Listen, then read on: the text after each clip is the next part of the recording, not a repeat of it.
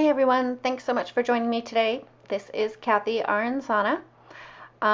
Today I will be using Lovely Lilacs die set, wagon wheel kaleidoscope die, 2 oval dies, all of those are from Spellbinders, and the Bellina butterfly stem die from Poppy Stamps. We're going to glitz them up with glitter and then color them with Copic markers, alcohol inks, as well as Copic refills. To do this technique, you'll need really strong adhesive. I like to recommend Elizabeth Craft Designs double-sided adhesive sheets. It's really strong so the glitter stays exactly where it needs to stay. And to start, you'll just apply the adhesive to a piece of white cardstock. I'm using Nina Classic White 80 pound here, but any white cardstock will work for this technique. After you place the adhesive onto the cardstock, that's when you're going to actually want to run your die through your die cut machine. With this particular die, you do want to make sure that the sticky is on the correct side.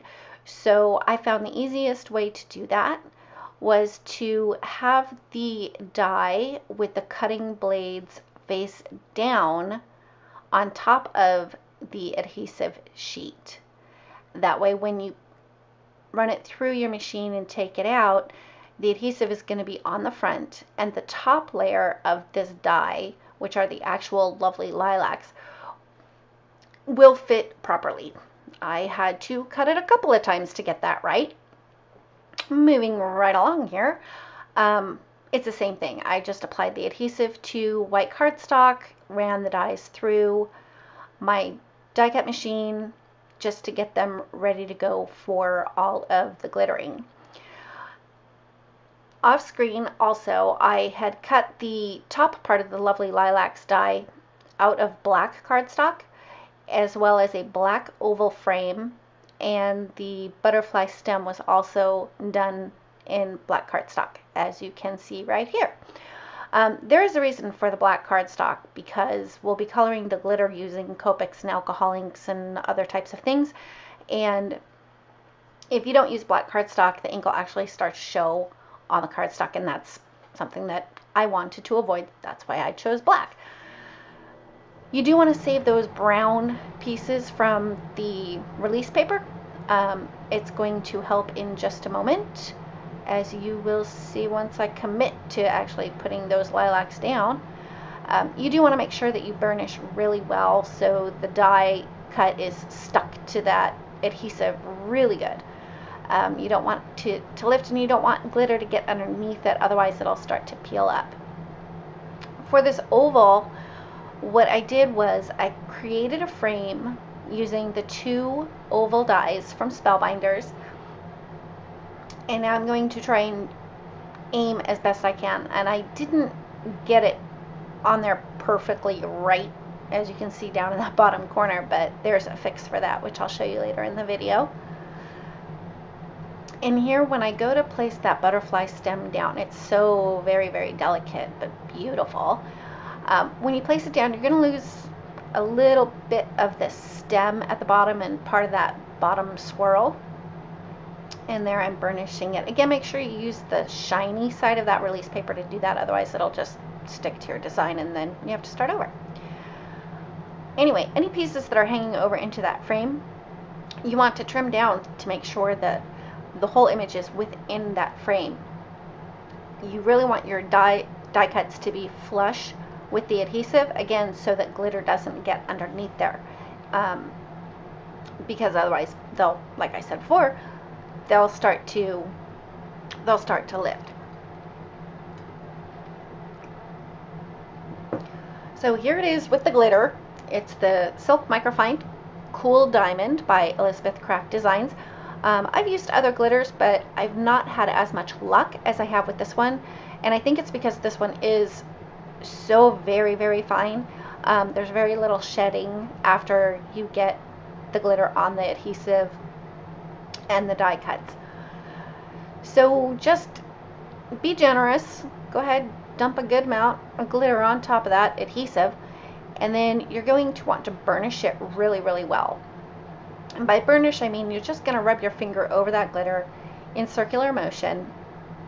I do speed this up so that you don't get bored watching me burnish glitter. But you do want to make sure that you burnish it really well. Really work that glitter into the adhesive. By the time you're done, you shouldn't feel any sticky left over.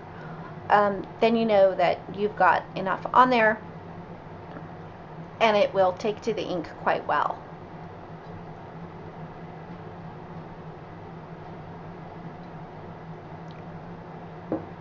You might want to have a soft brush handy just to brush off that excess glitter after you're done with all the burnishing. So same thing with the butterfly, just burnishing away, getting all the glitter in there. For the wagon wheel kaleidoscope,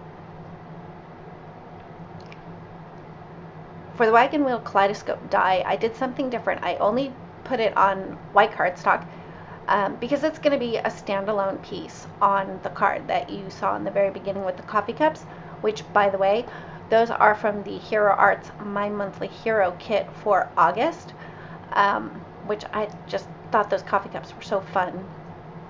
And I thought they'd be really cute with patterned paper too. Anyway, back to this glitter. Because this particular die is so delicate and it's got a lot of open spaces, you do want to make sure that you are very generous with the glitter. So the first one we're doing here is we're going to add color by using Copic markers. The colors I used are R85, 83, 81, and G46 for the leaves. When you're using the markers on the glitter, you don't want to do your usual flicking motion or color back and forth motion. You just kind of want to dab the tip of the marker down onto the glitter. It's kind of like magic. The glitter kind of grabs onto that alcohol ink from your marker and it just kind of spreads it out. And it leaves, a very, very pretty effect. As far as the blending goes, you don't really have to worry too much about the blending. The ink kind of does it for you. If while you're coloring you see some splotchy areas, you can go over it with either the mid-tone or a lighter tone, and that'll help soften those harsher edges.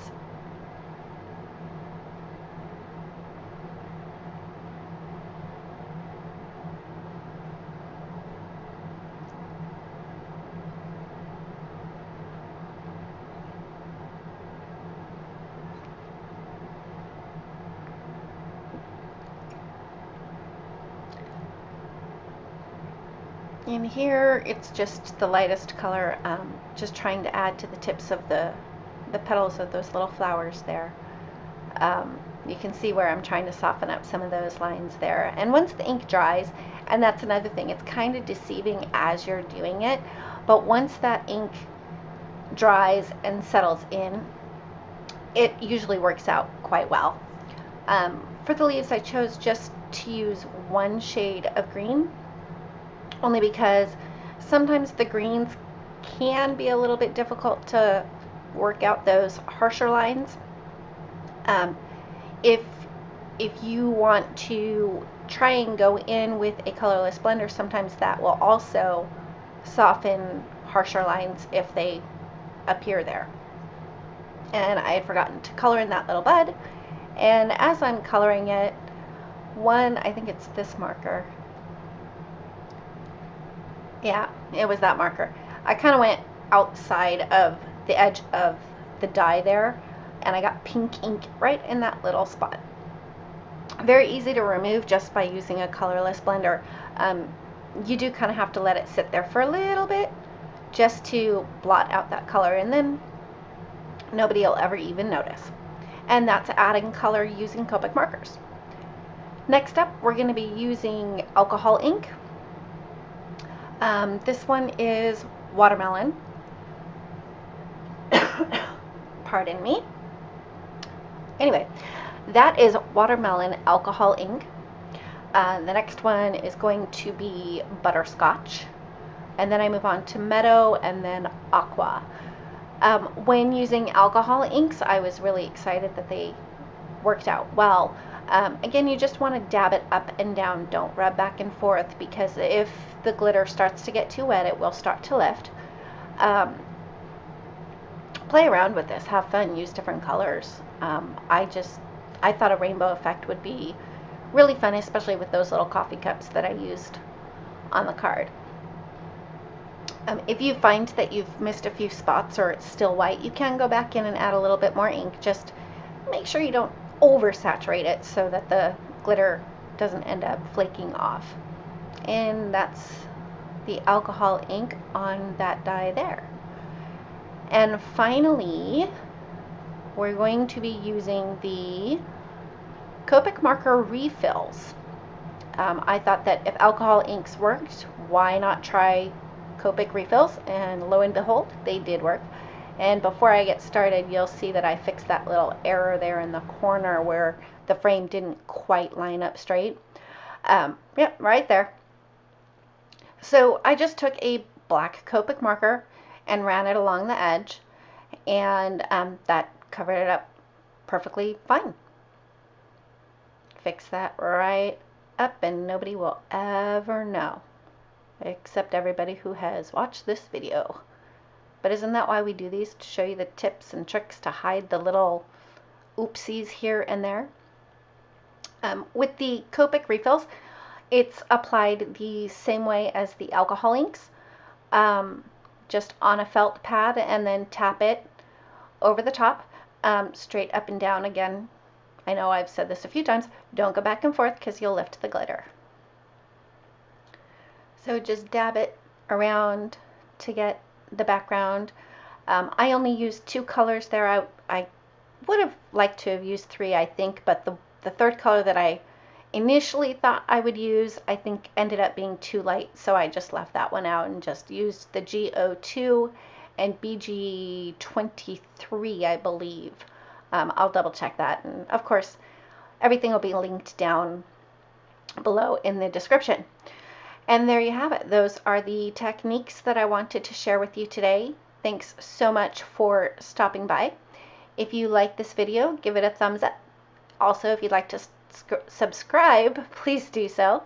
I am hoping to get more videos up in the very near future. If you have any questions, comments, they're all very much appreciated. Feedback is also appreciated, being that this is my very first YouTube video. Yeah, I'm still playing with the Copic refills. More color, more color.